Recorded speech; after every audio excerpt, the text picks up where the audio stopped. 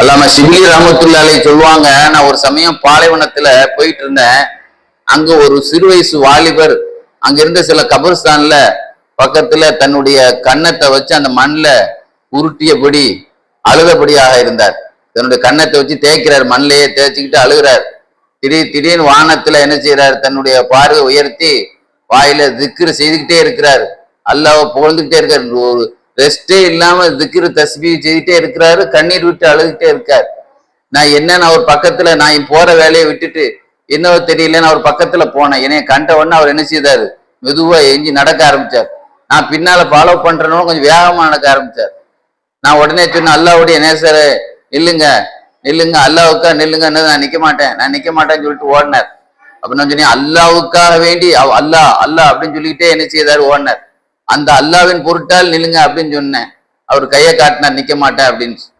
ஏன்னா கடைசியில இவ்வளோ அல்லாஹ் அல்லான்னு 24 மணி நேரம் சொல்லிட்டே இருக்கல, அல்லாஹ்வோடு உங்களுடைய உண்மை தன்மையை எனக்கு காட்டுங்க அப்படின்னு சொன்ன உடனே வேகமா அல்லான்னு ஒரு சவுண்டு போட்டு அப்படியே என்ன செய்யிட்டார், கீழே விழுந்துட்டார், இறந்து போயிட்டார். உடனே நான் என்ன செய்தேன், அதிர்ச்சி அடைந்து உடனே அவரை அடக்கிறதுக்கு உண்டான சாமான்களை வாங்க போய் வந்து பாக்குறேன், ஜனாசாவை காணையில. நமக்கு முந்தி யார் இவரை அடக்கிட்டாங்க அப்படின்னு சொல்லி அதிர்ச்சியா யோசிச்சுட்டு இருக்கும்போது ஒரு அஸ்ரீர் சத்தம் கேட்டது, ஷிபிலி அவர்களே, அவரை வானவர்கள் அடக்கினார்கள், அந்த வேலையை அல்லாஹ் பொறுப்படுத்திக்கிட்டான்.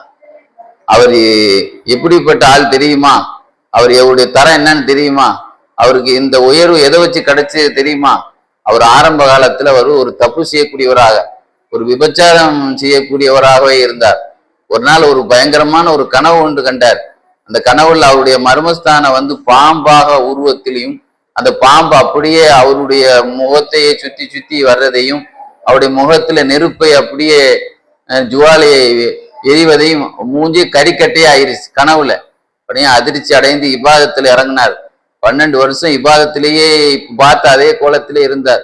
ஒரு நாள் அவரு ஒரு தர்மம் ஒண்ணு செய்தார். இந்த 12 வருஷத்துக்கு ஒரு தர்மம், அந்த தர்மத்தினுடைய பரக்கத்தினால்தான் அவருக்கு இப்படி ஒரு பாக்கியம் கிடைத்தது, அவருடைய நல்ல நிலைக்கு உயர்வு கிடைத்தது.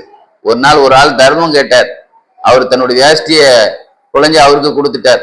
அவர் துவா செய்தார், அல்லாஹ் பாவத்தை மன்னிக்கிட்டு. அந்த துவாவினாலதான் அவருக்கு அல்லாஹ் மோசமா இருந்தவரை இவ்வளவு பெரிய உயர்ந்த நிலைக்கு மலக்குமார்களே அடக்கிற அளவுக்கு அல்லாஹ் அவருடைய அந்தஸ்தை உயர்த்தினா அப்படின்னு சொல்லி அந்த அஸ்ரீர் சத்தம் கேட்டது.